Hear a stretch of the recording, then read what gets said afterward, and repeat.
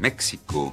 Dans un des quartiers élégants du centre qui rappelle une ville européenne, se trouve Tlatelolco, la place des trois cultures, qui nous permet de retracer la longue histoire du peuple mexicain.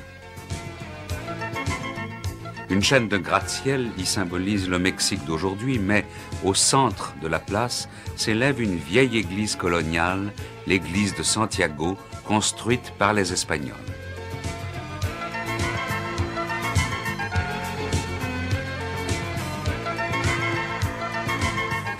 En face de l'église subsistent les ruines de monuments aztèques.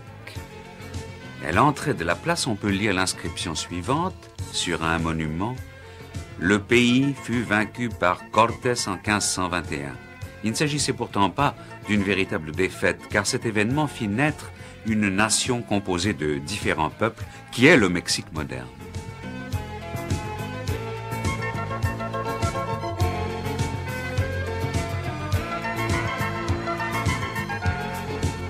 À 25 km au sud de Tlatelolco se trouve une petite ville de banlieue nommée Xochimilco, ce qui en langue aztèque veut dire « champ de fleurs ».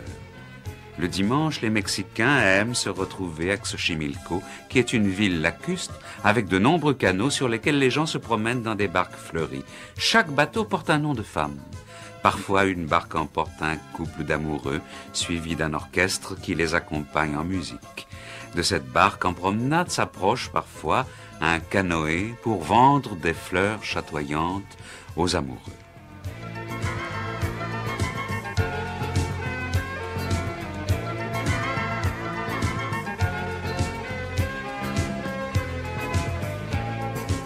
À travers ces parties de campagne qui ont lieu tous les dimanches à Xochimilco, on peut imaginer l'atmosphère de la ville disparue de Tenochtitlan qui flottait autrefois sur le lac de Texcoco.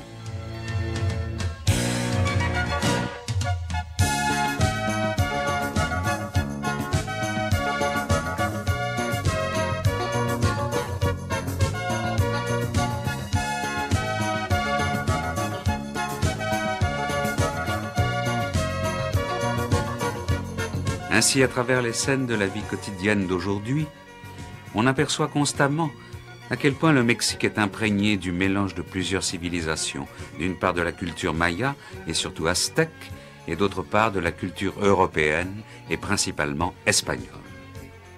Au revoir, à bientôt.